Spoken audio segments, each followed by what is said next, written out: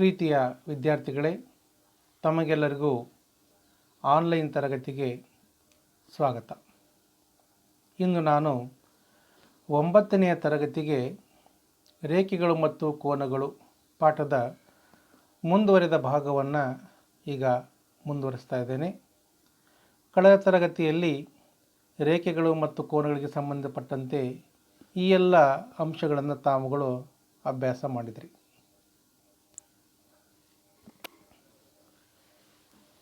ಗಣಿತದ ಮೂಲ ಅಂಶಗಳಾದಂತಹ ರೇಖಾಖಂಡ, ಕೋನ, ಆನಂತರ ಕೋನದ ವಿಧಗಳು, ನಂತರ ಅವುಗಳನ್ನು ಆಕೃತಿ ಸಮೇತವಾಗಿ ಆ ಕೋನಗಳಿಗೆ ಎಷ್ಟೆಷ್ಟು ಅಳತೆ ಇರುತ್ತೆ ಅನ್ನೋದನ್ನು ನೋಡಿದ್ವಿ. ಆನಂತರ ಪಾರ್ಶ್ವಕೋನಗಳು, ಪಾರ್ಶ್ವಕೋನಗಳಲ್ಲಿ ಸರಳ ರೇಖಾಯುಗ್ಮಗಳು, ಅದಾದ ನಂತರ ಶೃಂಗಾಭಿಮುಖ ಕೋನಗಳು,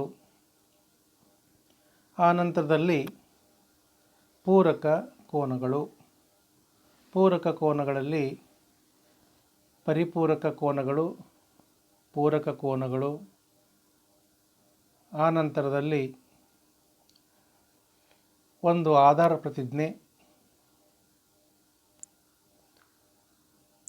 ಆಧಾರ ಪ್ರತಿಜ್ಞೆಯಲ್ಲಿ ಒಂದು ಸರಳರೇಖೆಯ ಮೇಲೆ ಒಂದು ರೇಖಾಕಿರಣವು ನಿಂತರೆ ಉಂಟಾಗುವ ಪಾರ್ಶ್ವಕೋನಗಳ ಮೊತ್ತ 180 ಡಿಗ್ರಿ ಇರುತ್ತೆ ಅನ್ನುವಂತಹ ಅಂಶ. ಇದಾದ ನಂತರದಲ್ಲಿ ಪ್ರಮೇಯವನ್ನು ನೋಡ್ತಾ ಇದ್ದೀವಿ. ನಾವು ಎರಡು ಸರಳ ರೇಖೆಗಳು ಪರಸ್ಪರ ಛೇದಿಸಿದಾಗ ಉಂಟಾಗುವ ಶೃಂಗಾಭಿಮುಖ ಕೋನಗಳು ಸಮನಾಗಿರುತ್ತವೆ ಅನ್ನುವಂತಹ ಒಂದು ಪ್ರಮೇಯವನ್ನು ನೋಡಿದ್ವಿ. ಇದಾದ ನಂತರದಲ್ಲಿ ಇವುಗಳ ಮೇಲಿನ ಸಮಸ್ಯೆಗಳು.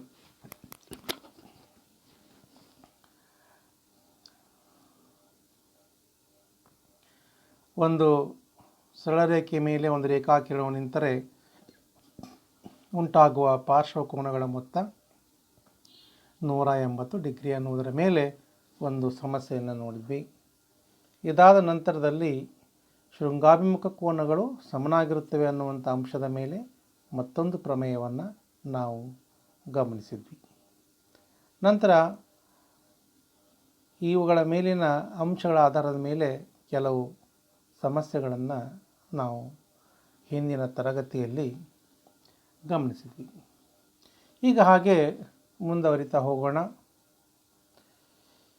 ಇಲ್ಲಿ ಮಕ್ಕಳ ಈಗ ನಮಗೆ ಬರುವಂಥದ್ದು ಎರಡು ಅಂಶಗಳನ್ನು ನಾವು ಇಲ್ಲಿ ಗಮನಿಸ್ತೇವೆ. ಈಗ ಏನು ಎರಡು ಅಂಶಗಳು ಅಂತಂದರೆ, ಎರಡು ರೇಖೆಗಳನ್ನು ಒಂದು ರೇಖೆ ಕತ್ತರಿಸಿದಾಗ ಉಂಟಾಗುವಂಥ ಕೋನಗಳು ಯಾವುವು ಅಂತ, ಯಾವ್ಯಾವ ರೀತಿಯ ಕೋನಗಳು ಉಂಟಾಗ್ತವೆ ಅನ್ನುವಂಥ ಅಂಶ. ಇಲ್ಲಿ ಆಕೃತಿಯಲ್ಲಿ ಗಮನಿಸಿ ಮಕ್ಕಳೇ, ನೀವೀಗ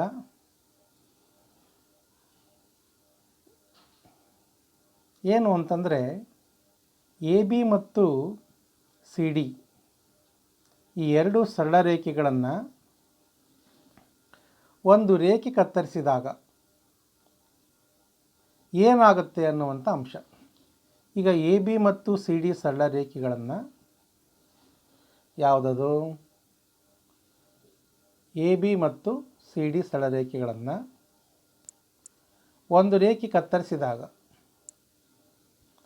ಅಲ್ಲಿ ನಮಗೆ ಒಟ್ಟು ಎಷ್ಟು ಕೋನಗಳು ಅಲ್ಲಿ ಉಂಟಾಗ್ತವೆ ಅನ್ನುವಂಥದ್ದು. ಅವೆಲ್ಲ ಕೋನಗಳಿಗೆ ಎ ಬಿಯನ್ನು ಸಿ ಡಿ ಅನ್ನುವಂಥ ಸರಳ ರೇಖೆಗಳಿಗೆ ಎಮ್ ಎನ್ ಅನ್ನುವಂಥದ್ದು ಒಂದು ಛೇದಕ ಪಿ ಮತ್ತು ಕ್ಯೂ ಬಿಂದುಗಳಲ್ಲಿ ಕತ್ತರಿಸಿದೆ. ಈ ರೀತಿ ಕತ್ತರಿಸಿದಾಗ ಏರ್ಪಡುವಂಥ 8 ಕೋನಗಳು, ಎಷ್ಟು ಕೋನಗಳು ಮಕ್ಕಳಲ್ಲಿ?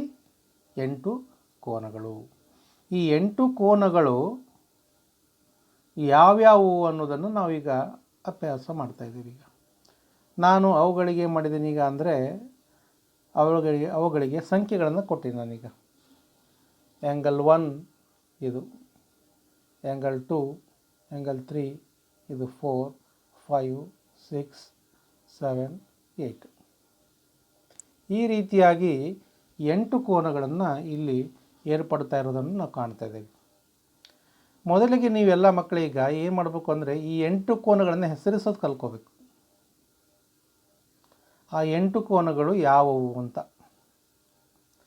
ಮೊದಲಿಗೆ ನಾನು ಬಾಹ್ಯ ಕೋನಗಳು ಅಂತ ಗುರುತಿಸ್ತೀನಿ. ಯಾವ್ಯಾವ ಕೋನಗಳವು ಬಾಹ್ಯ ಕೋನಗಳು ಅಂದರೆ ಹೊರಗಡೆ ಇರುವಂಥ ಕೋನಗಳು. ಹೊರಗಡೆ ಇರೋಂಥವು ಯಾವುವು ಅಂದರೆ ಹೊರಗಡೆ ಇರೋಂಥವು 1 2 3 4. ಒಳಕೋನಗಳು 3 4 5 6. ಈ ರೀತಿಯಾಗಿ ಮೊದಲಿಗೆ ಬಾಹ್ಯ ಕೋನಗಳು ಅಂತ ನಾವು ಗುರುತಿಸೋದು angle 1, angle 2, angle 3 and angle 4 ಒಂದು ಗುಂಪು. ನಂತರ ಆ್ಯಂಗಲ್ 5, ಆ್ಯಂಗಲ್ 6, ಆ್ಯಂಗಲ್ 7, ಆ್ಯಂಗಲ್ 8. ಈ ರೀತಿ 8 ಕೋನಗಳು ಇದ್ದು ಅದರಲ್ಲಿ ಬಾಹ್ಯ ಕೋನಗಳು angle 1 and angle 2, angle 7 and angle 8 ಇವೆಲ್ಲ ಏನಿವು ಬಾಹ್ಯ ಕೋನಗಳು. ಅಂತರ್ಕೋನಗಳು ಒಳಗಿನ ಕೋನಗಳು ಅಂತ. ಯಾವ್ಯಾವು ಒಳಗಿನ ಕೋನಗಳು? Angle 3 and angle 4, angle 5 and angle 6 ಇವು ಏನೋ ಅಂತರ್ಕೋನಗಳು ಅಂತ. ಇದರಲ್ಲೇ ಮತ್ತೊಂದು ಬರುತ್ತೆ ಛೇದಕ ರೇಖೆಯ ಒಂದು ಪಾರ್ಶ್ವದ ಕೋನಗಳು ಅಂತ. ಇಲ್ಲಿ ಛೇದಕ ರೇಖೆ ಇದೆಯಲ್ಲ, ಛೇದಕ ರೇಖೆಯ ಒಂದೇ ಪಾರ್ಶ್ವದಲ್ಲಿನ ಒಳಕೋನಗಳು ಇದೆಷ್ಟಿದೆ? 3 and 5 ಇದೆ. ಛೇದಕ ರೇಖೆಯ ಒಂದೇ ಪಾರ್ಶ್ವದಲ್ಲಿನ ಏನೋ ಒಳಕೋನಗಳು ಇಲ್ಲೆಷ್ಟಿದೆ? 3 6 ಇದೆ. ಛೇದಕ ರೇಖೆಯ ಒಂದೇ ಪಾರ್ಶ್ವದಲ್ಲಿನ ಒಳಕೋನಗಳು. ನಂತರ ಪರ್ಯಾಯ ಕೋನಗಳ ಜೊತೆಗಳು. ಪರ್ಯಾಯ ಕೋನಗಳು ಛೇದಕ ರೇಖೆಯ ವಿರುದ್ಧ ಬದಿಯಲ್ಲಿರುವಂಥ ಕೋನಗಳು ಪರ್ಯಾಯ ಕೋನಗಳು. ಇಲ್ಲಿ ನೋಡಿ, ಈಗ 3 ಮತ್ತು 5 ಪರ್ಯಾಯ. ಆ್ಯಂಗಲ್ 3ಗೆ ಆ್ಯಂಗಲ್ 5 ಇವು ಪರ್ಯಾಯ. ಆ್ಯಂಗಲ್ 4 ಆ್ಯಂಡ್ ಆ್ಯಂಗಲ್ 6 ಪರ್ಯಾಯ. ಪರ್ಯಾಯ ಅಂದರೆ ಇನ್ನೊಂದು ಪಾರ್ಶ್ವದಲ್ಲಿರುವಂಥ ಕೋನ. ಇವುಗಳಿಗೆ ನಾವು ಏನು ಹೇಳಬೇಕು ಅಂತಂದರೆ ಪರ್ಯಾಯ ಕೋನಗಳು. ಮಕ್ಕಳೇ ಕರೆಕ್ಟಾಗಿ ನೆನಪಿಟ್ಕೊಡ್ರಿ. ಇವೆಲ್ಲ ನಿಮ್ಮ ಕೆಳಗಿನ ತರಗತಿಗಳಲ್ಲಿ ಬಂದಾವೀಗ. ಆದರೂ ಕೂಡ ಇದು ಮತ್ತೆ ಏನಾಗುತ್ತೆ, ಹೆಚ್ಚಿನ ಅಂಶಗಳನ್ನು ನಾವಿಲ್ಲಿ ಗಮನಿಸ್ತಾ ಇದ್ದೇವೆ ಅಂತ ಅರ್ಥ. ಆಯಿತಾ ಮಕ್ಕಳೀಗ? ಇದು ಏನಿದು ಪರ್ಯಾಯ ಕೋನಗಳು. ಇದಾದ ಮೇಲೆ ನಾವು ಮತ್ತೆ ಅದಕ್ಕೆ ಹೋಗ್ತಿದ್ದೇವೆ ಈಗ ಅಂತಂದರೆ ಅನುರೂಪ ಕೋನಗಳು. ಅನುರೂಪ ಕೋನ ಅಂದರೆ ಯಾವ್ಯಾವುದು? Angle 1 and angle 5, angle 2 and angle 6, angle 2 and angle 6, and angle 3 and angle 7, and angle 4 and angle 8. Angle 4 and angle 8. ಇವುಗಳನ್ನು ನಾವು ಏನು ಮಾಡ್ತೇವೆ? ಅನುರೂಪ ಕೋನಗಳು ಅಂತ ಕರಿತೇವೆ.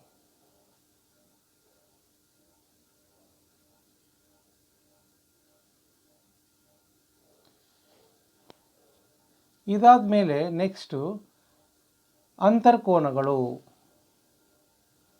ಅಂದರೆ ಇದಕ್ಕೇನು ಹೇಳಬೇಕು ಅಂದರೆ ನಾವೀಗ ಛೇದಕ ರೇಖೆಯ ಒಂದೇ ಪಾರ್ಶ್ವದಲ್ಲಿರುವ ಅಂತರ್ಕೋನಗಳು.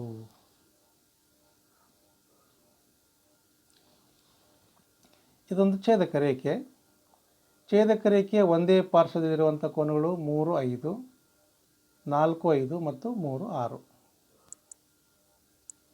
ಇಲ್ಲಿ ನೋಡಿ 4 ಮತ್ತು 5 ಮೇಲೆ 3 ಮತ್ತು 6 ಇವು ಛೇದಕ ರೇಖೆಯ ಒಂದೇ ಪಾರ್ಶ್ವದಲ್ಲಿರುವಂತಹ ಕೋನಗಳು ಅಂತ. ಇದಾದ ಮೇಲೆ ಇನ್ನೊಂದು ಕೋನ ಇದೆ, ಪರ್ಯಾಯ ಬಹಿರ್ಕೋನಗಳು ಅಂತ. ಆ್ಯಂಗಲ್ 1 ಆ್ಯಂಡ್ ಆ್ಯಂಗಲ್ 7 ಪರ್ಯಾಯ ಬಹಿರ, ಇದು ಪರ್ಯಾಯ ಬಹಿರ್ಕೋನಗಳು. ಆ್ಯಂಗಲ್ 2 ಆ್ಯಂಡ್ ಆ್ಯಂಗಲ್ 8 ಪರ್ಯಾಯ ಬಹಿರ್ಕೋನಗಳು. ಈ ಪರ್ಯಾಯ ಬಹಿರ್ಕೋನಗಳನ್ನು ಕೂಡ ನಾವು ನೋಡ್ತಾ ಇದ್ದೀವಿ. ಒಟ್ಟಿನಲ್ಲಿ ನಾವೀಗ 5 ರೀತಿಯ ವಿವಿಧ ಕೋನಗಳನ್ನು ಇಲ್ಲಿ ಕಾಣ್ತಾ ಇದ್ದೀವಿ ನಾವು. ಹಾಗಾದರೆ ಯಾವುದೇ 2 ಸರಳ ರೇಖೆಗಳನ್ನು ಒಂದು ರೇಖೆ ಕತ್ತರಿಸಿದಾಗ ಏರ್ಪಡುವಂತಹ ಕೋನಗಳು, ಒಟ್ಟು 5 ವಿಧದ ಕೋನಗಳನ್ನು ನಾವಿಲ್ಲಿ ಕಾಣ್ತೇವೆ. ಅಲ್ಲಿ ಏರ್ಪಟ್ಟಂಥ 8 ಕೋನಗಳಿಗೆ ನಾವು ಯಾವ್ಯಾವ ಹೆಸರನ್ನು ಕೊಡ್ತೇವೆ ಅಂತಂದರೆ ಬಾಹ್ಯ ಕೋನಗಳು, ಅಂತರ್ಕೋನಗಳು, ಪರ್ಯಾಯ ಕೋನಗಳು, ಅನುರೂಪ ಕೋನಗಳು, ಆಮೇಲೆ ಛೇದಕ ರೇಖೆಯ ಒಂದೇ ಪಾರ್ಶ್ವದಲ್ಲಿರುವ ಅಂತರ್ಕೋನಗಳು ಅಂತ. ಇಷ್ಟು ಕೋನಗಳನ್ನು ಮಕ್ಕಳೇ ನೀವು ತಿಳ್ಕೊಂಡಿರಬೇಕು. ಬಾಹ್ಯ ಕೋನ ಅಂದರೆ ಯಾವುವು ಅಂತ ಹೇಳಲಿಕ್ಕೆ ಬರಬೇಕು, ಅಂತರ್ಕೋನ ಹೇಳಿ ಅಂತಂದರೆ ಹೇಳಲಿಕ್ಕೆ ಬರಬೇಕು, ಪರ್ಯಾಯ ಕೋನ ಯಾವುದು ಅಂತ ಗುರುತಿಸಿ ಅಂದರೆ ಗುರುತಿಸ್ಲಿಕ್ಕೆ ಬರಬೇಕು, ಅನುರೂಪ ಕೋನಗಳು ಯಾವ್ಯಾವ ಹೇಳಿ ಜೊತೆಗಳು ಅಂತಂದರೆ ಕೂಡ ಹೇಳಲಿಕ್ಕೆ ಬರಬೇಕು. ಅಂತರ್ಕೋನಗಳು ಯಾವುದು, ಛೇದಕ ರೇಖೆಯ ಒಂದು ಪಾರ್ಶ್ವದ ಅಂತರ್ಕೋನಗಳ ಜೊತೆ ಯಾವುದು, ಈ ಎಲ್ಲ ಅಂಶಗಳನ್ನು ನೀವು ಸರಿಯಾಗಿ ಮನನ ಮಾಡ್ಕೋಬೇಕು. ಆಗ ಇದರ ಮುಂದಿನ ಅಂಶ ನಿಮಗೆ ಇನ್ನೂ ಸ್ವಲ್ಪ ಸುಲಭ ಆಗುತ್ತೆ. ಮುಂದಿನ ಅಂಶದಲ್ಲಿ ಏನಿದೆ ಅನ್ನುವಂಥ ಅಂಶ, ಯಾವುದೇ 2 ಸರಳ ರೇಖೆಗಳಿಗೆ ಬದಲಾಗಿ ನಾವು ಏನು ಮಾಡೋಣ, ಸಮಾಂತರ ಸರಳ ರೇಖೆ ತೆಗೆದುಕೊಳ್ಳೋಣ. ಸಮಾಂತರ ಸರಳ ರೇಖೆಗಳನ್ನು ತೆಗೆದುಕೊಂಡ್ರೆ ಏನಾಗುತ್ತೆ ಅನ್ನುವಂಥ ಅಂಶ. ಸಮಾನಾಂತರವಾಗಿರುವಂಥ ಸರಳ ರೇಖೆಗಳಿದ್ದಾಗ ಏನಾಗುತ್ತೆ ಅನ್ನುವಂಥ ಮುಂದಿನ ಸ್ಲೈಡಲ್ಲಿ ನೋಡೋಣ. ನೋಡಿ, ಈಗ ಸಮಾಂತರ ಸರಳ ರೇಖೆಗಳನ್ನು ಕೊಟ್ಟಾಗ ಈ ಎಲ್ಲ ಕೋನಗಳು 8 ಕೋನಗಳು ಏನಾಗ್ತವೆ ಅನ್ನುವಂಥ ಅಂಶವನ್ನು ಇಲ್ಲಿ ನೋಡೋಣ. ಇಲ್ಲಿನೂ ಕೂಡ ಅನುರೂಪ ಕೋನಗಳು ಬರ್ತವೆ, ನಂತರ ಪರ್ಯಾಯ ಕೋನ ಬರುತ್ತೆ, ಛೇದಕ ರೇಖೆಯ ಒಂದೇ ಪಾರ್ಶ್ವದ ಕೋನಗಳು ಹೇಗಿರ್ತವೆ ಅನ್ನುವಂಥ ಅಂಶ ಬರುತ್ತೆ ಇಲ್ಲಿ. ಮೊದಲನೇದಾಗಿ ಎ ಬಿ ಮತ್ತು ಸಿ ಡಿ ಸರಳ ರೇಖೆಗಳು ಪರಸ್ಪರ ಸಮಾನಾಂತರವಾಗಿವೆ. ಈ ಸಮಾನಾಂತರವಾಗಿರುವಂಥ ಸರಳ ರೇಖೆಗಳನ್ನು ಏನಾಗಿದೆ ಇಲ್ಲಿ, ಎ ಬಿ ಎಮ್ ಎನ್ ಏನಿದೆ, ಎಮ್ ಎನ್ ಅನ್ನುವಂಥದ್ದೊಂದು ಛೇದಕ ಪಿ ಮತ್ತು ಕ್ಯೂಗಳಲ್ಲಿ ಏನು ಮಾಡಿದೆ, ಆ 2 ಸಮಾನಾಂತರ ಸರಳ ರೇಖೆಗಳನ್ನು ಕತ್ತರಿಸಿದೆ.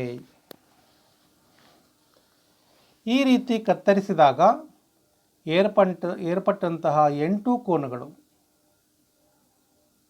Angle 1, angle 2, angle 3, angle 4, angle 5, angle 6, angle 7, angle 8, ಈ ರೀತಿ 8 ಕೋನಗಳು ಇಲ್ಲಿ ಏರ್ಪಟ್ಟರೆ ಯಾವ್ಯಾವ ಜೊತೆ ಕೋನಗಳು ಸಮನಾಗಿರ್ತವೆ? ಮೊದಲನೆಯದ್ದು ಅನುರೂಪ ಕೋನಗಳು ಸಮ. ಅನುರೂಪ ಕೋನಗಳು ಯಾವುವು ಅಂತ ಗೊತ್ತಿದೆ ನಿಮಗೆ. ಆ್ಯಂಗಲ್ 1ಗೆ ಆ್ಯಂಗಲ್ 5 ಅನುರೂಪ ಕೋನ ಇದು. ಆ್ಯಂಗಲ್ 2ಗೆ ಆ್ಯಂಗಲ್ 6 ಅನುರೂಪ ಕೋನ. ಆ್ಯಂಗಲ್ 3ಗೆ ಆ್ಯಂಗಲ್ 7 ಅನುರೂಪ ಕೋನ.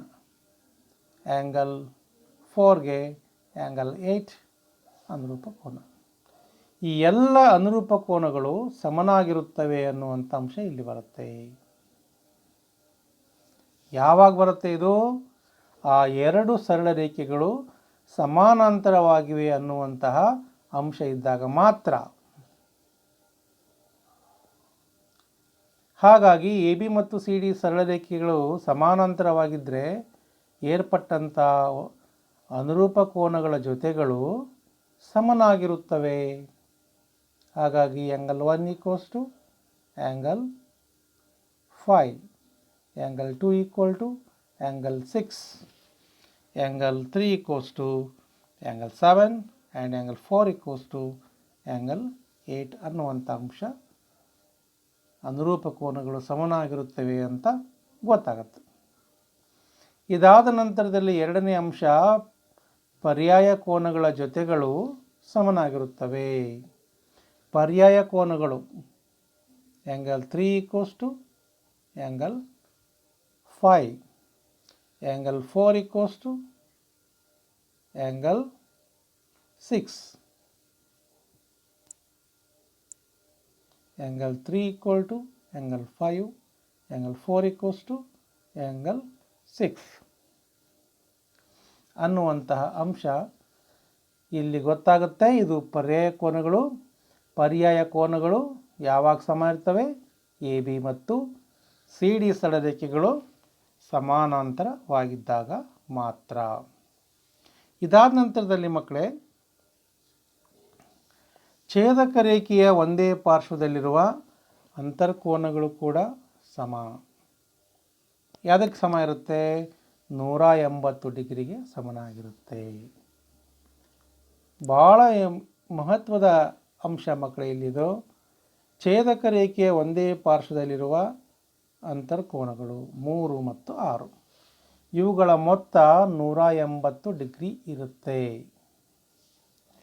ಅದೇ ರೀತಿಯಾಗಿ 4 + 5 ಈ ಎರಡು ಅನುರೂಪ ಕೋನಗಳ ಮೊತ್ತ ಎಷ್ಟಾಗತ್ತಂದರೆ 180 ಡಿಗ್ರಿ. ಈ ಎರಡು ಕೋನಗಳ ಮೊತ್ತ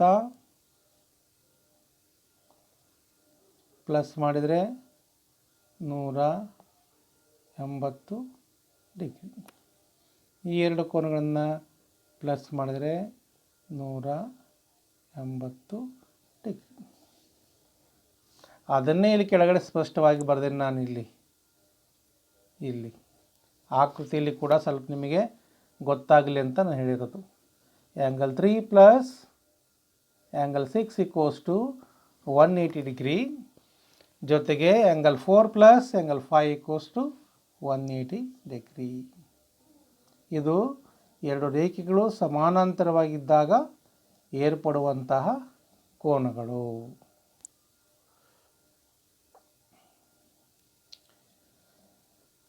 ಹೀಗೆ ಮುಂದೆ ಹೋದರೆ ನಾವೀಗ ಇದಕ್ಕೆ ಸಂಬಂಧಪಟ್ಟಂಥ ಒಂದು ಆಧಾರ ಪ್ರತಿಜ್ಞೆಯನ್ನು ಕೊಡ್ತಾ ಇದ್ದಾರೆ ಇಲ್ಲೀಗ. ಏನದು ಆಧಾರ ಪ್ರತಿಜ್ಞೆ? 3.3 ಎರಡು ಸಮಾಂತರ ಸರಳರೇಖೆಗಳನ್ನು ಒಂದು ರೇಖೆ ಕತ್ತರಿಸಿದಾಗ ಉಂಟಾಗುವ ಅನುರೂಪ ಕೋನಗಳು ಸಮ. ಒಂದೊಂದಾಗಿ ಹೇಳ್ತಾ ಹೋಗ್ತಾ ಇದ್ದಾರೆ ಆಧಾರ ಪ್ರತಿಜ್ಞೆಯ ಮೂಲಕ. ಆಧಾರ ಪ್ರತಿಜ್ಞೆಯ ಮೂಲಕ ಒಂದೊಂದೇ ಅಂಶವನ್ನು ಬಿಡಿಬಿಡಿಯಾಗಿ ಹೇಳ್ತಾ ಹೋಗ್ತಾರೆ. ಅವುಗಳ ವಿಲೋಮವನ್ನು ಕೂಡ ನಾವಿಲ್ಲಿ ಕಾಣಬಹುದು. ಏನಿದೆ ಇದರಲ್ಲಿ? ಎರಡು ಸಮಾಂತರ ಸರಳ ರೇಖೆಗಳನ್ನು ಒಂದು ರೇಖೆ ಕತ್ತರಿಸಿದಾಗ ಉಂಟಾಗುವ ಅನುರೂಪ ಕೋನಗಳು ಸಮ. ಅಲ್ಲಿ ಮಾರ್ಕ್ ಮಾಡಿದ್ದೀನಿ ನಾನು. ಎ ಬಿ ಮತ್ತು ಸಿ ಡಿ ಪರಸ್ಪರ ಸಮಾನಾಂತರವಾಗಿದ್ದು ಇವುಗಳನ್ನು ಎಮ್ ಎನ್ ಅನ್ನುವಂಥ ಛೇದಕ ಏನು ಮಾಡಿದೆ?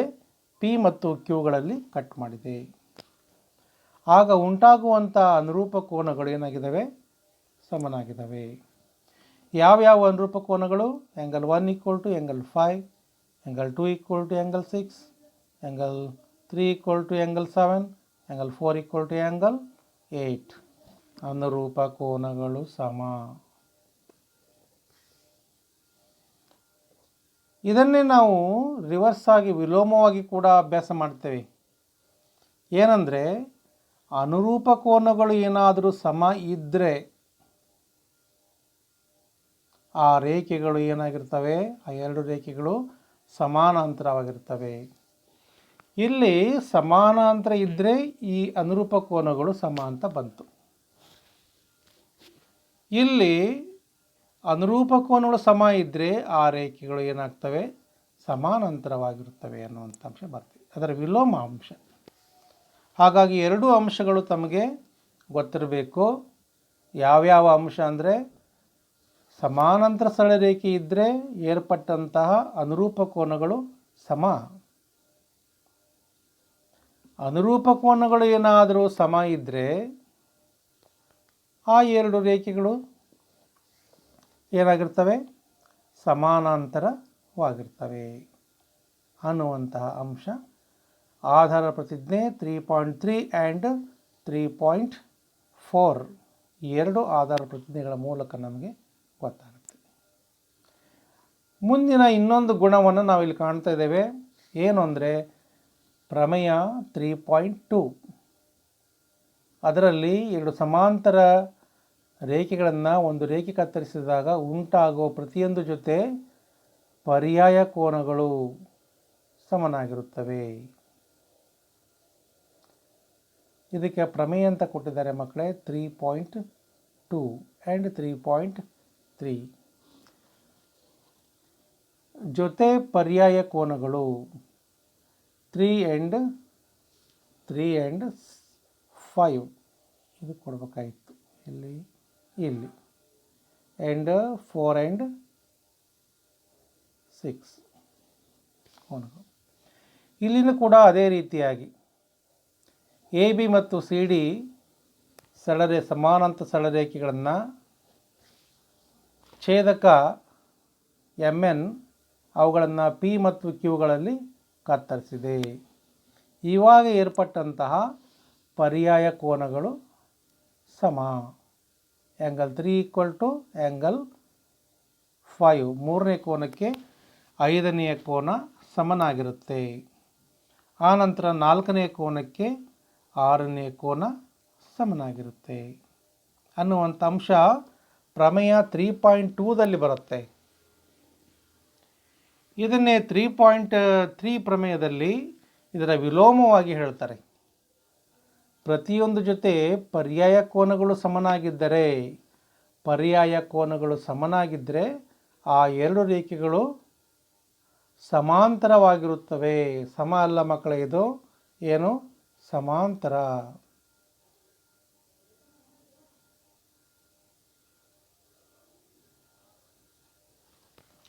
ಸಮಾಂತರವಾಗಿರುತ್ತವೆ ಅಂದರೆ ಏನು, ಆ್ಯಂಗಲ್ 3 = 5, ಆ್ಯಂಗಲ್ 4 = 6 ಇದ್ದಾಗ ಈ ಪರ್ಯಾಯ ಕೋನಗಳು ಸಮ ಇದ್ದರೆ A B parallel to C D ಆಗಿರುತ್ತದೆ ಅನ್ನುವಂಥ ಅಂಶ ಪ್ರಮೇಯ 3.2 ಮತ್ತು 3.3ದಲ್ಲಿ ನೋಡ್ತಾ ಇದ್ದೇವೆ. ಅರ್ಥ ಆಯ್ತಾ ಮಕ್ಕಳೇ? ಎಲ್ಲ ವಿಲೋಮವಾಗಿ ಬರ್ತಾ ಇದ್ದಾವೆ ನೋಡಿರಿ, ಎಲ್ಲ ಅಂಶಗಳು ವಿಲೋಮವಾಗಿ ಬರ್ತಾ ಇದ್ದಾವೆ. ಇಲ್ಲಿ ನೋಡಿ, ಈಗ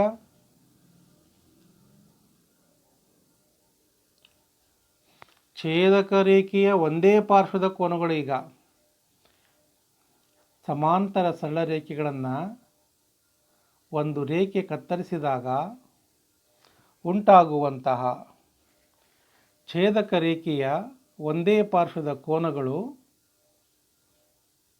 ಯಾವಾಗಲೂ 180 ಡಿಗ್ರಿಗೆ ಸಮನಾಗಿರುತ್ತವೆ. ಈ ಆಕೃತಿಯಲ್ಲಿ ನಾವು ಗಮನಿಸಿದರೆ ಎ ಬಿ ಮತ್ತು ಸಿ ಡಿ ಸರಳರೇಖೆಗಳನ್ನು ಮೆಮ್ಮೆನ್ ಅನ್ನುವಂಥದ್ದು ಒಂದು ಛೇದಕ ಕತ್ತರಿಸಿದಾಗ ಯಾವ್ಯಾವ ಬಿಂದುಗಳಲ್ಲಿ, ಪಿ ಮತ್ತು ಕ್ಯೂ ಬಿಂದುಗಳಲ್ಲಿ ಕತ್ತರಿಸಿದಾಗ ಉಂಟಾಗುವಂತಹ ಛೇದಕ ರೇಖೆಯ ಒಂದೇ ಪಾರ್ಶ್ವದ ಕೋನಗಳು ಆ್ಯಂಗಲ್ 3 ಆ್ಯಂಡ್ ಆ್ಯಂಗಲ್ 6. ಮೂರನೇ ಕೋನ ಮತ್ತು ಆರನೇ ಕೋನಗಳ ಮೊತ್ತ 180 ಡಿಗ್ರಿ. ಹಾಗೆಯೇ ನಾಲ್ಕನೇ ಕೋನ ಮತ್ತು ಐದನೇ ಕೋನಗಳ ಮೊತ್ತ 180 ಡಿಗ್ರಿ ಇರುತ್ತದೆ. ಯಾವಾಗ ಎ ಬಿ ಮತ್ತು ಸಿ ಡಿಗಳು ಪರಸ್ಪರ ಸಮಾನಾಂತರ ಸರಳರೇಖೆಗಳಾಗಿದ್ದಾಗ ಮಾತ್ರ. ಹಾಗಾಗಿ ಪ್ರಮೇಯ 3.2ದಲ್ಲಿ ರೇಖೆಗಳು ಸಮಾನಾಂತರವಾಗಿದ್ದರೆ ಛೇದಕ ರೇಖೆಯ ಒಂದೇ ಪಾರ್ಶ್ವದ ಕೋನಗಳು 180 ಡಿಗ್ರಿಗೆ ಸಮನಾಗಿರುತ್ತವೆ. ನಂತರ ಪ್ರಮೇಯ 3.3ದಲ್ಲಿ ಏನು ಹೇಳುತ್ತೆ ಅಂತಂದರೆ, ಛೇದಕ ರೇಖೆಯ ಒಂದೇ ಪಾರ್ಶ್ವದ ಕೋನಗಳು 180 ಡಿಗ್ರಿಗೆ ಸಮನಾಗಿದ್ದರೆ, ಛೇದಕ ರೇಖೆಯ ಒಂದೇ ಪಾರ್ಶ್ವದ ಕೋನಗಳು 180 ಡಿಗ್ರಿಗೆ ಸಮನಾಗಿದ್ದರೆ ಆ ಎರಡು ರೇಖೆಗಳು ಏನಾಗಿರ್ತವೆ? ಅವಾಗ ಸಮಾನಾಂತರವಾಗಿರುತ್ತವೆ. ಅರ್ಥ ಆಯ್ತಾ ಮಕ್ಕಳೇ? ಇದು ವಿಲೋಮ ಮತ್ತು ಇದು.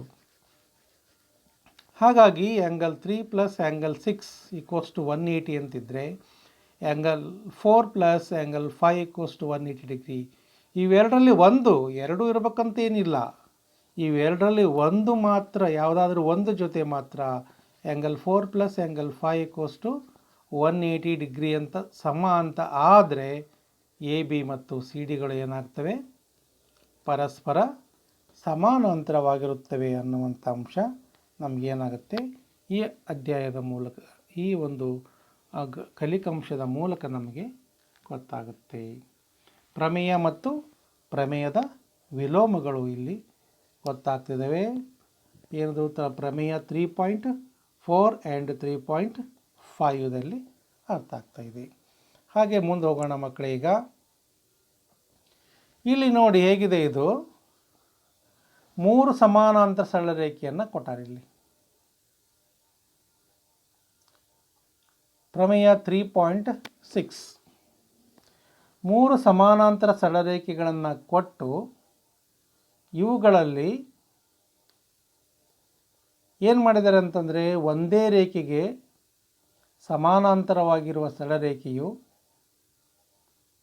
ಒಂದೇ ರೇಖೆಗೆ ಸಮಾನಾಂತರವಾಗಿರುವ ಸರಳ ರೇಖೆಗಳು ಪರಸ್ಪರ ಸಮಾಂತರವಾಗಿರುತ್ತವೆ ಅಂತ. ಇಲ್ಲಿ ಏನು? ಒಂದೇ ರೇಖೆಗೆ ಸಮಾಂತರವಾಗಿರುವ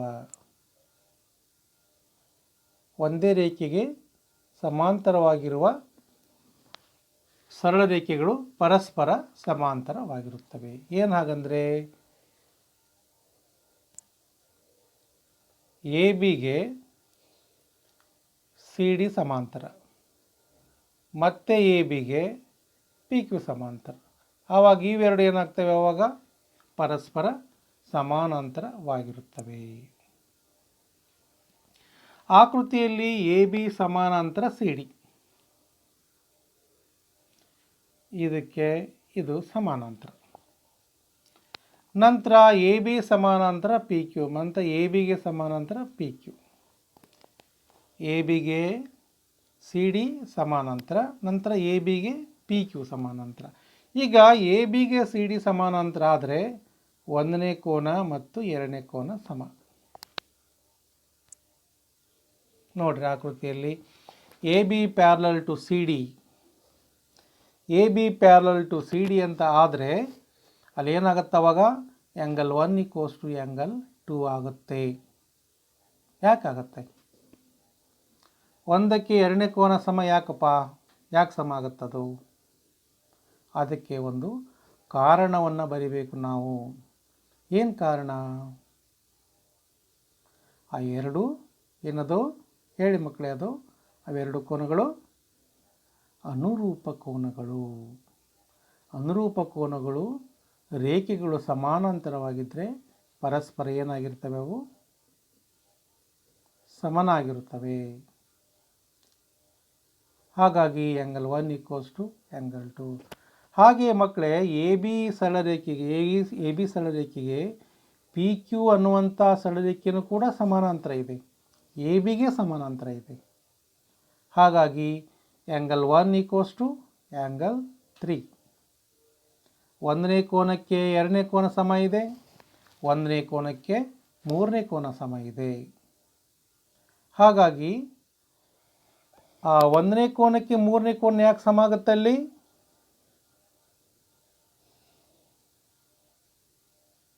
ಕಾರಣ ಕೊಡಬೇಕಲ್ವ ನಾವು. ಅವೆರಡು ಕೋನಗಳು ಅನುರೂಪ ಕೋನಗಳು. ಅದನ್ನು ನಾನು ಏನು ಅಂತ ಬರ್ಕೊತೀನಿ? ಈಗ ಎರಡನೇ ಅಂಶ ಅಂತ ಬರ್ಕೊತೀನಿ. ಆ್ಯಂಗಲ್ 1 ಈಕ್ವಲ್ ಟು ಆ್ಯಂಗಲ್ 2 ಅನ್ನುವಂಥದ್ದು ಮೊದಲನೆಯ ಅಂಶ. ಹಾಗಾಗಿ 1 ಮತ್ತು 2ರಿಂದ ಏನಾಗುತ್ತೆ? 1 ಮತ್ತು 2ರಿಂದ ಏನಾಗುತ್ತೆ? ಅಲ್ಲಿ ನಮಗೆ ಒಂದನೇ ಕೋನಕ್ಕೆ ಎರಡನೇ ಕೋನ ಸಮ, ಒಂದನೇ ಕೋನಕ್ಕೆ ಮೂರನೇ ಕೋನ ಸಮ. ಒಂದೇ ಅಂಶಕ್ಕೆ ಸಮನಾಗಿರುವ ಅಂಶಗಳು ಪರಸ್ಪರ ಸಮನಾಗಿರುತ್ತವೆ. Therefore angle 2 equals to angle 3. ಇವುಗಳು ಕೂಡ ಏನು, ಅನುರೂಪ ಕೋನಗಳೇ. ಆದ್ದರಿಂದ ಆ್ಯಂಗಲ್ 2 ಈಕ್ವಲ್ಸ್ ಟು ಆ್ಯಂಗಲ್ 3 ಇರೋದರಿಂದ C D parallel to P Q. ಒಂದೇ ಅಂಶಕ್ಕೆ ಸಮನಾಗಿರುವ ಅಂಶವು ಪರಸ್ಪರ ಸಮನಾಗಿರುತ್ತವೆ ಅನ್ನುವಂಥ ಅಂಶವನ್ನು ಕೂಡ ಇಲ್ಲಿ ನಾವು ಗಮನಿಸ್ತಾ ಇದ್ದೇವೆ. ಜೊತೆಗೆ ಅದನ್ನು ನಾವು ಸಾಧನೆಯನ್ನು ಕೂಡ ಮಾಡಿ ತೋರಿಸ್ತಾ ಇದ್ದೇವೆ ಇಲ್ಲಿ. ಹಾಗಾಗಿ ಆ್ಯಂಗಲ್ 2 ಈಕ್ವಲ್ಸ್ ಟು ಆ್ಯಂಗಲ್ 3. ಯಾಕೆ? C D parallel to P Q. ಯಾಕೆ? ಅನುರೂಪ ಕೋನಗಳು ಸಮನಾಗಿವೆ. ಅನುರೂಪ ಕೋನಗಳು ಸಮನಾದರೆ ಆ ಎರಡು ರೇಖೆಗಳು ಸಮಾನಾಂತರವಾಗಿರುತ್ತವೆ ಅನ್ನುವಂಥ ಅಂಶ ಇಲ್ಲಿ ಗೊತ್ತಾಗುತ್ತೆ. ಅದರ ಮುಂದಿನ ಅಂಶವನ್ನು ನೋಡೋಣ ಮಕ್ಕಳೇ. ಇದರ ಮುಂದಿನ ಅಂಶ ಭಾಳಷ್ಟು ಇಂಪಾರ್ಟೆಂಟ್ ಆಗಿರುವಂಥ ಅಂಶ. ಇದು ಏನು ಹೇಳುತ್ತೆ ನಮಗೆ ಅಂತಂದರೆ ಪ್ರಮೇಯ 3.7. ಅಲ್ಲಿ ಒಂದು ಕಡೆ ಬರ್ಕೊಂಬಿಡಿ ಮಕ್ಕಳೇ. ಇದಕ್ಕೆ ವೆರಿ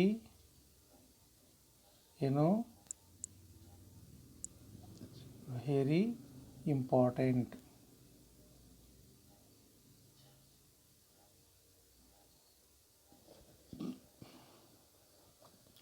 ಸಾಮಾನ್ಯವಾಗಿ ಪರೀಕ್ಷೆ ಕೇಳ್ತಾರೆ ಇದನ್ನು. ಒಂದು ತ್ರಿಭುಜದ ಎಲ್ಲ ಒಳಕೋನಗಳ ಮೊತ್ತ 180 ಡಿಗ್ರಿಗೆ ಸಮ.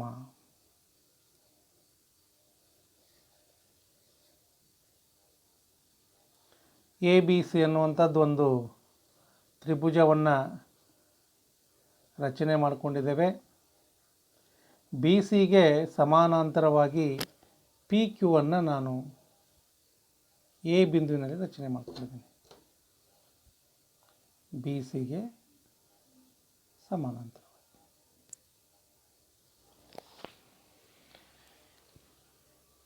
ಬಿ ಸಿಗೆ ಸಮಾನಾಂತರವಾಗಿ ಎ ಬಿಂದುವಿನಲ್ಲಿ ಸಮಾನಾಂತರ ಸರಳರೇಖೆಯನ್ನು ಎಳೆದರೆ, ಪಿ ಕ್ಯೂ ಅನ್ನುವಂಥ ಸರಳರೇಖೆಯನ್ನು ಎಳೆದರೆ ಏರ್ಪಟ್ಟಂಥ ಕೋನಗಳನ್ನೆಲ್ಲವುಗಳನ್ನು ಗುರುತಿಸ್ಕೊಂಡಿದ್ದೀನಿ ನಾನೀಗ.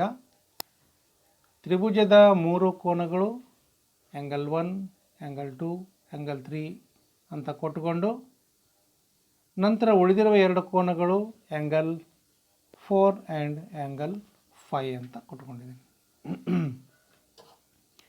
ಈಗ ನೋಡಿ, ತ್ರಿಭುಜ ಎ ಬಿ ಸಿಯಲ್ಲಿ ಆ್ಯಂಗಲ್ 1, ಆ್ಯಂಗಲ್ 2 ಆ್ಯಂಡ್ ಆ್ಯಂಗಲ್ 3 ಒಳ ಕೋನಗಳು. ಆನಂತರ ಎ ಬಿಂದುವಿನಲ್ಲಿ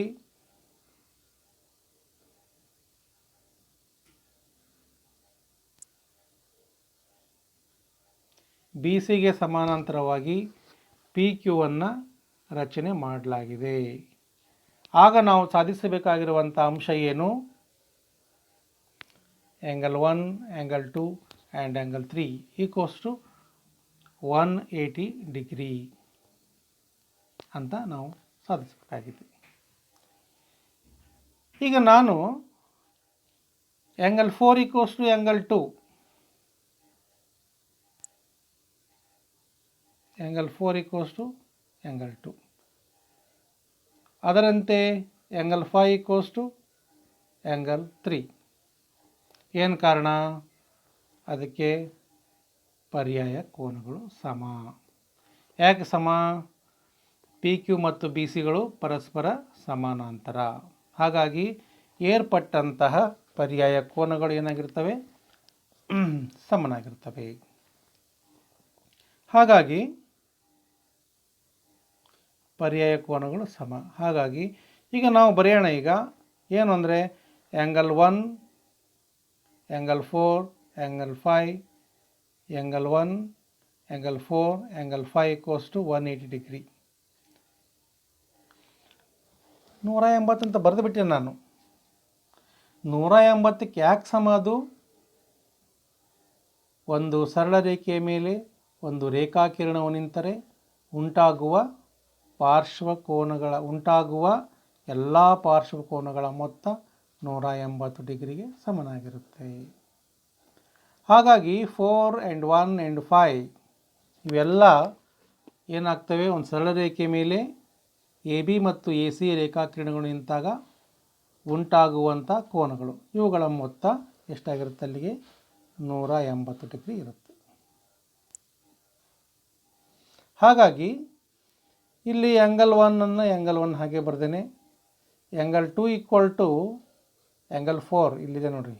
4ನೇ ಕೋನಕ್ಕೆ 2ನೇ ಕೋನ ಸಮ, 4 ಇದ್ದಲ್ಲಿ 2ನೇ ಕೋನ ಬರ್ದೇನೆ. ನಂತರ 5ನೇ ಕೋನಕ್ಕೆ 3ನೇ ಕೋನ ಸಮ ಐತಿ. ಇಲ್ಲಿ 5ನೇ ಕೋನ ಇದ್ದಲ್ಲಿ 3ನೇ ಕೋನ ಬರ್ದೇನೆ. ಹಾಗಾಗಿ ಏನಾಯ್ತಿದು? Angle 1 plus angle 2 plus angle 3 equals to 180 degree. ಹಾಗಾಗಿ ತ್ರಿಭುಜದ ಎಲ್ಲ ಒಳಕೋನಗಳ ಮೊತ್ತ 180 ಡಿಗ್ರಿಗೆ ಸಮನಾಗಿರುತ್ತೆ ಅನ್ನುವಂಥ ಅಂಶ ಇಲ್ಲಿ ಗೊತ್ತಾಗುತ್ತೆ. ಅರ್ಥ ಆಯ್ತಾ ಮಕ್ಕಳೇ? ಇದನ್ನು ಮತ್ತೆ ನೋಟ್ಸನ್ನು ನಿಮ್ಮ ವ್ಯಾಟ್ಸಪ್ಪಿಗೆ ಕಳಿಸ್ತೇನೆ ನಾನು. ಒಂದು ಸಾರಿ ಎಲ್ಲ ಗಮನಿಸ್ರಿ. ನಿಮಗೇನಾದರೂ ಅದರಲ್ಲಿ ಸಂದೇಹಗಳಿದ್ದರೆ ನಾನು ಮುಂದಿನ ತರಗತಿಯಲ್ಲಿ ವ್ಯಾಟ್ಸಪ್ನಲ್ಲಿ ಹಾಕಿ ಇದನ್ನು ಪ್ರಮೇಯ 3.7 ಸರ್ ಇಂಥ ಸ್ಟೆಪ್ ಅರ್ಥ ಆಗಿಲ್ಲ ಅಂತ ನನಗೆ ಹೇಳಿದರೆ ಮತ್ತೆ ಇದೇ ಅಂಶವನ್ನು ನಿಮಗೇನು ಮಾಡ್ತೀನಿ, ನಾನು ಇನ್ನೊಂದು ಸಾರಿ ಎಕ್ಸ್ಪ್ಲೇನ್ ಮಾಡಿ ತಿಳಿಸ್ಕೊಡ್ತೇನೆ. ಹಾಗಾಗಿ ತ್ರಿಭುಜದ ಎಲ್ಲ ಒಳಕೋನಗಳ ಮೊತ್ತ 180 ಡಿಗ್ರಿ ಇರುತ್ತೆ ಅನ್ನುವಂಥ ಅಂಶ ಗೊತ್ತಾಗುತ್ತೆ. ಇದು ಭಾಳಷ್ಟು ಇಂಪಾರ್ಟೆಂಟ್ ಆಗಿರುವಂಥ ಪ್ರಮೇಯ ಮಕ್ಕಳು.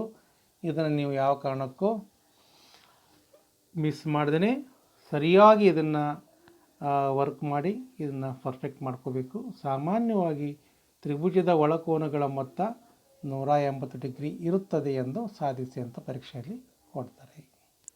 ಮುಂದಿನ ಅಂಶ ನೋಡೋಣ ಮಕ್ಕಳೀಗ. ಇದು ಕೂಡ ಇಂಪಾರ್ಟೆಂಟ್ ಆಗಿರುವಂಥ ಅಂಶನೇ. ಇದು ಏನು? ತ್ರಿಭುಜದ ಒಂದು ಬಾಹುವನ್ನು ವೃದ್ಧಿಸಿದಾಗ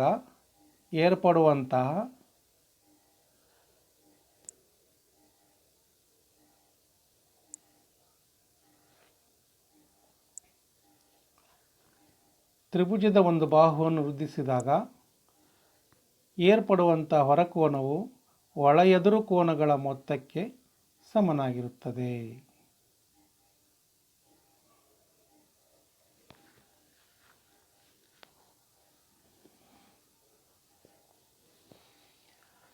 ಭಾಳ ಚೆನ್ನಾಗಿದೆ ಮಕ್ಕಳೇ ಇದು ಪ್ರಮೇಯ. ಇಲ್ಲಿ ನಾನು ಎ ಬಿ ಸಿ ಅಂತ ತ್ರಿಭುಜ ಇದೆ ಇದು, ಹೌದಾ? ಇದರ ಬಿ ಸಿ ಬಾಹುವನ್ನು ಬೆಳೆಸಿದ್ದೀನಿ ನಾನು ಡಿವರೆಗೂ. ಆವಾಗ ಇಲ್ಲಿ ಏರ್ಪಟ್ಟಂಥ ಕೋನ ಹೊರಕೋನ. ಅರ್ಥ ಆಯ್ತಲ್ಲ? ಹೊರಕೋನ ಅಂತಂದರೆ ಎ ಬಿ ಸಿ ತ್ರಿಭುಜದ ಒಂದು ಬಾಹುವನ್ನು ನಾನು ಬೆಳೆಸಿದರೆ ಉಂಟಾಗುವಂಥ ಹೊರಕೋನ ಏನಾಗುತ್ತದು? ಒಳ ಎದುರು ಕೋನಗಳ ಮೊತ್ತಕ್ಕೆ ಅಥವಾ ಅಂತರಾಭಿಮುಖ ಕೋನಗಳ ಮೊತ್ತಕ್ಕೆ ಸಮನಾಗಿರುತ್ತದೆ.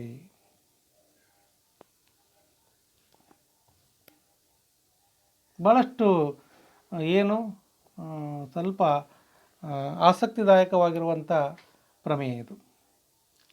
ತ್ರಿಭುಜದ ಒಂದು ಬಾಹುವನ್ನು ವೃದ್ಧಿಸಿದಾಗ ಉಂಟಾಗುವ ಹೊರಕೋನವು ಅಂತರಾಭಿಮುಖ ಕೋನಗಳ ಮೊತ್ತಕ್ಕೆ ಸಮನಾಗಿರುತ್ತದೆ. ಇದನ್ನು ಸಾಧನೆ ಮಾಡ್ತಾ ಹೋಗೋಣ ನಾವೀಗ. ಎ ಬಿ ಸಿ ಒಂದು ತ್ರಿಭುಜ. ಇದರಲ್ಲಿ ಬಿ ಸಿ ಬಾಹುವನ್ನು ನಾನು ಏನು ಮಾಡಿದ್ದೇನೆ? ಡಿವರೆಗೆ ಬೆಳೆಸಿದ್ದೇನೆ.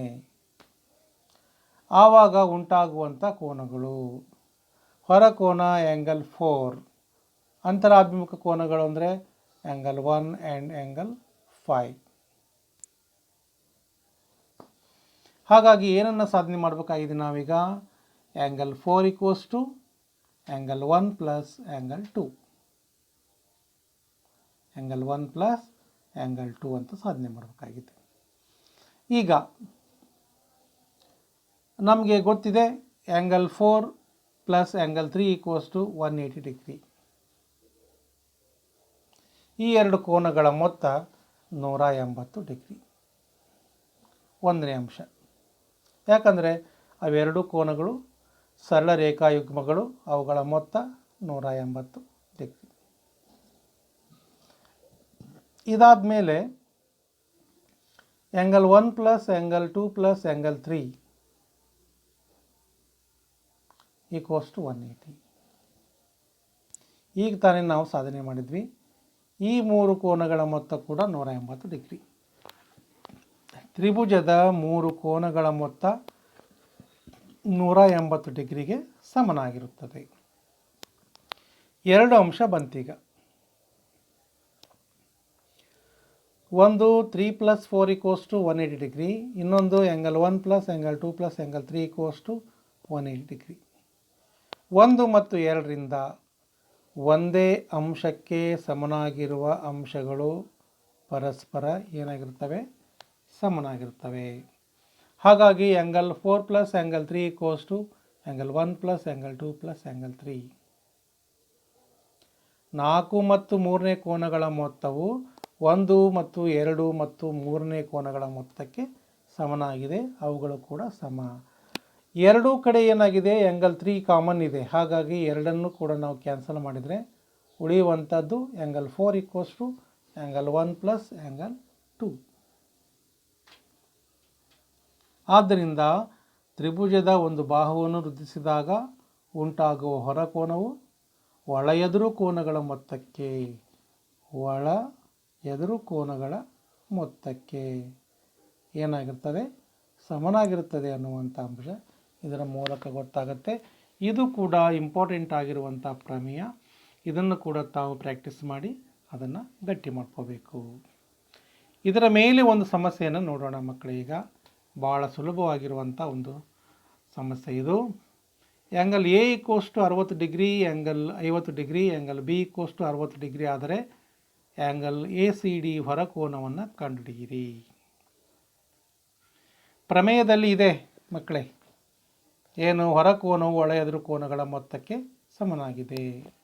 ಹಾಗಾಗಿ ACD ಏನಾಗುತ್ತೆ ಅಲ್ಲಿಗೆ? ACD angle A + angle B. Angle A 50 ಇದೆ ಪ್ಲಸ್ ಆ್ಯಂಗಲ್ ಬಿ ಎಷ್ಟಿದೆ? 60 ಇದೆ. ಇವೆರಡು ಟೋಟಲ್ ಮಾಡಿದಾಗ 110 ಡಿಗ್ರಿ ಆಯಿತು. ಆದ್ದರಿಂದ ಆ್ಯಂಗಲ್ ACD = 110 ಡಿಗ್ರಿ. ಸಿಂಪಲ್ ಇದೆ ಮಕ್ಕಳೇ ಇದು. ನಿಮಗೇನು ಮಾಡ್ಬೋದು? ಹೊರಕೋನ ಮತ್ತು ಒಂದು ಕೋನ ಕೊಟ್ಬಿಟ್ಟು ಇದು ಎಷ್ಟು ಅಂತ ಕೇಳ್ಬೋದು, ಅಥವಾ ಇದು ಎಷ್ಟು ಅಂತ ಕೇಳ್ಬೋದು. ಹೀಗೆ ಬೇರೆ ಬೇರೆ ರೀತಿಯಾಗಿ ಸಮಸ್ಯೆಗಳನ್ನು ಕೊಡ್ಬೋದು. ಎಲ್ಲವಕ್ಕೂ ನೀವು ಮಾಡಬೇಕು, ತಯಾರಾಗಿರಬೇಕು. ಇವಿಷ್ಟು ಅಂಶಗಳು ಮಕ್ಕಳೇ. ಈಗ ನಾನು ಮತ್ತೆ ಮೊದಲಿನಿಂದ ಬರ್ತೀನಿ. ಈಗ ಯಾವ್ಯಾವ ಅಂಶಗಳನ್ನು ಇವತ್ತಿನ ತರಗತಿಯಲ್ಲಿ ತಾವು ಅಭ್ಯಾಸ ಮಾಡಿದ್ರಿ ಅನ್ನುವಂಥ ಅಂಶ. ಇವತ್ತಿನ ತರಗತಿಯಲ್ಲಿ ಸಮಾನಾಂತರ ಸರಳ ರೇಖೆಗಳ ಬಗ್ಗೆ ಭಾಳಷ್ಟು ಚರ್ಚೆಯನ್ನು ಮಾಡಿದ್ವಿ ನಾವೀಗ. ಸಮಾನಾಂತರವಾಗಿದ್ದಾಗ ಹೇಗಿರುತ್ತೆ, ಆನಂತರ ಬರೀ ಸರಳ ರೇಖೆಗಳನ್ನು ಒಂದು ರೇಖೆ ಕತ್ತರಿಸಿದಾಗ ಕೋನಗಳು ಹೇಗಿರ್ತವೆ ಅನ್ನುವಂಥ ಅಂಶ. ಸಮಾನಾಂತರವಾಗಿದ್ದರೆ ಎಲ್ಲ ಅನುರೂಪ ಕೋನಗಳು ಪರ್ಯಾಯ ಕೋನಗಳಿಗೂ ಸಮ. ಜೊತೆಗೆ ಛೇದಕ ರೇಖೆಯ ಒಂದೇ ಪಾರ್ಶ್ವದಲ್ಲಿರುವಂಥ ಕೋನಗಳ ಮೊತ್ತ 180 ಡಿಗ್ರಿ ಇರುತ್ತೆ. ಇದಾದ ಮೇಲೆ ಆಧಾರ ಪ್ರತಿಜ್ಞೆಗಳ ಮೂಲಕ ಅವುಗಳು ಸಮ ಅಂತೇಳಿ ಸಾಧನೆ ಮಾಡಿದ್ವಿ. ಜೊತೆಗೆ ಅದರ ವಿಲೋಮವನ್ನು ಕೂಡ ಇಲ್ಲಿ ನಾವು ಚರ್ಚೆ ಮಾಡಿದ್ವಿ. ಇದಾದ ಮೇಲೆ ಇದರಲ್ಲಿ ಪರ್ಯಾಯ ಕೋನಗಳು ಸಮಾನಾಂತರವಾಗಿದ್ದಾಗ ಪರ್ಯಾಯ ಕೋನಗಳು ಸಮ, ಪರ್ಯಾಯ ಕೋನಗಳು ಸಮ ಇದ್ದರೆ ರೇಖೆಗಳು ಸಮಾನಾಂತರ. ಇದರಲ್ಲಿ ಛೇದಕ ರೇಖೆಯ ಒಂದೇ ಪಾರ್ಶ್ವದಲ್ಲಿರುವ ಕೋನಗಳ ಮೊತ್ತ 180 ಡಿಗ್ರಿ ಯಾವಾಗ ರೇಖೆಗಳು ಸಮಾನಾಂತರ ಇದ್ದರೆ. ಛೇದಕ ರೇಖೆಯ ಒಂದೇ ಪಾರ್ಶ್ವದಲ್ಲಿರುವಂಥ ಕೋನಗಳ ಮೊತ್ತ 180 ಡಿಗ್ರಿ ಇದ್ದರೆ ಆ ರೇಖೆಗಳು ಸಮಾನಾಂತರ. ಇದರಲ್ಲಿ ಒಂದೇ ರೇಖೆಗೆ ಸಮಾನಾಂತರವಾಗಿರುವ ರೇಖೆಗಳು ಪರಸ್ಪರ ಸಮನಾಗಿರುತ್ತವೆ. ಇದರಲ್ಲಿ ತ್ರಿಭುಜದ 3 ಕೋನಗಳ ಮೊತ್ತ 180 ಡಿಗ್ರಿ ಇರುತ್ತೆ ಅನ್ನುವಂಥ ಅಂಶ. ಇದರಲ್ಲಿ ತ್ರಿಭುಜದ ಒಂದು ಬಾಹುವನ್ನು ಬೆಳೆಸಿದಾಗ ಏರ್ಪಡುವ ಕೋನಗಳ ಮೊತ್ತ 180 ಡಿಗ್ರಿ ಇರುತ್ತೆ ಅನ್ನುವಂಥ ಅಂಶ. ತ್ರಿಭುಜದ ಒಂದು ಬಾಹುವನ್ನು ಬೆಳೆಸಿದಾಗ ಉಂಟಾಗುವ ಹೊರಕೋನಗಳು ಒಳ ಎದುರು ಕೋನಗಳ ಮೊತ್ತಕ್ಕೆ, ಅಂತರಾಭಿಮುಖ ಕೋನಗಳ ಮೊತ್ತಕ್ಕೆ ಸಮನಾಗಿರುತ್ತದೆ ಅನ್ನುವಂಥ ಅಂಶ. ಇದಾದ ಮೇಲೆ ಇದಕ್ಕೆ ಸಂಬಂಧಪಟ್ಟಂತೆ ಒಂದು ಸಮಸ್ಯೆ. ತ್ರಿಭುಜದಲ್ಲಿ 2 ಕೋನಗಳ ಅಳತೆಯನ್ನು ಕೊಟ್ಟಿದ್ದಾರೆ. ಆ 2 ಕೋನಗಳಿಗೆ ಅನುಗುಣವಾಗಿ ಹೊರಕೋನದ ಅಳತೆ ಎಷ್ಟು ಅಂತ ಕಂಡುಹಿಡಬೇಕು. ಅದನ್ನು ಇಲ್ಲಿ ಬಿಡಿಸಿದೆವು ನಾವು. ಈ ರೀತಿಯಾಗಿ ನೀವುಗಳು ಕೂಡ ಏನು ಮಾಡಬೇಕು? ಬೇರೆ ಬೇರೆ ಸಮಸ್ಯೆಗಳನ್ನು ಬರ್ಕೊಂಡು ಅವುಗಳನ್ನು ಏನು ಮಾಡಬೇಕು, ಬಿಡಿಸ್ತಾ ಹೋಗಬೇಕು ಅನ್ನುವಂಥ ಅಂಶ ಇದರಲ್ಲಿ ಗೊತ್ತಾಗ್ತಿದೆ ಮಕ್ಕಳೇ.